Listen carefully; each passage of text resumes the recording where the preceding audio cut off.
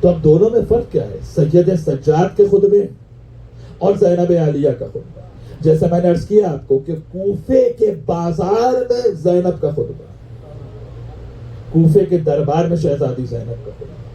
سید Sajjad completely بالکل silence ہے امام سجاد. کوفے کے بازار میں کوئی گفتگو مولا سجاد کی نہیں، کوفے کے دربار میں کوئی گفتگو مولا سجاد کی نہیں. جیسے ہی قافلہ شام پہنچا اور امامت کو محفوظ کر کے پہنچا دیا زینب نے،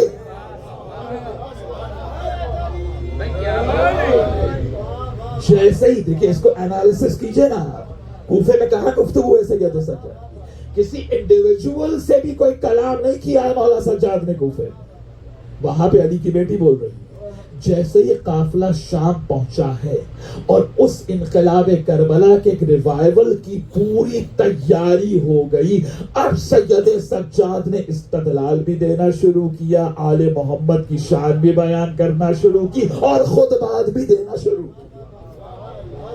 لیکن دونوں خطبوں میں فرق ہے.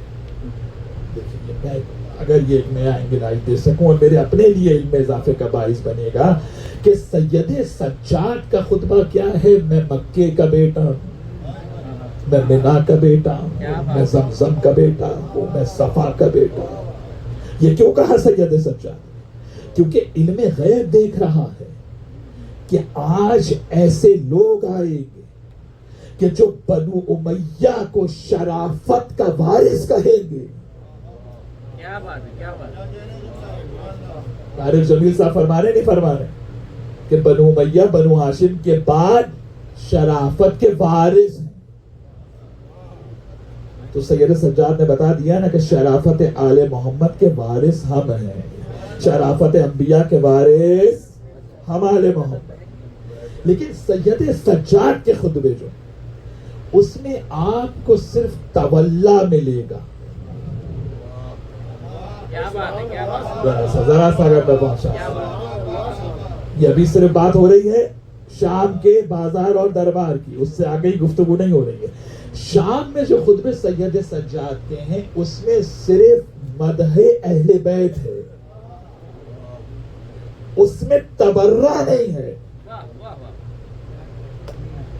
آپ ناراض نہ ہوئیے یہ سن کے. دیکھیے بی بی کی کیا عظمت سامنے آئے گی. اس میں تبرہ نہیں. دیکھیے بتائیے میں سید سجاد کے پورے خطبہ جو ہے وہ آل محمد کی شان پر اپنی عظمت کو بیان کیا. اور یہ بھی یاد رکھیے جب اہل بیت اپنی شان کو بیان کرتے ہیں تو اس کمال پہ بیان کرتے ہیں.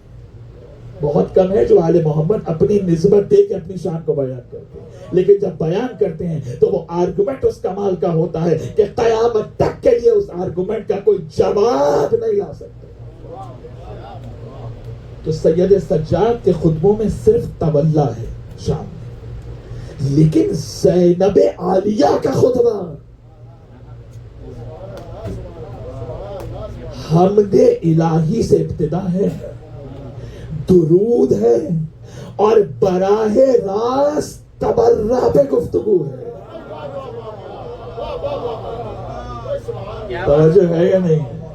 اگر سید سجاد یہ گفتگو کرتے تو شام ہی میں امامت کو قتل کر دیا جاتا. ذرا سا اگر شہزادی زینب کی عظمت ہم سمجھ لیں. آج اگر سید سجاد یہ گفتگو کرتے جو گفتگو شہزادی زینب نے کی ہے تو امامت وہیں پر ختم ہو جاتی، سلسلہ ہدایت منقطع ہو جاتا. شہزادی زینب وہ شجاع ہے کہ جس نے تنہا وہ تبرہ کا پارٹ اپنے حصے میں لیا اور امامت کو بچا کے لے گئے.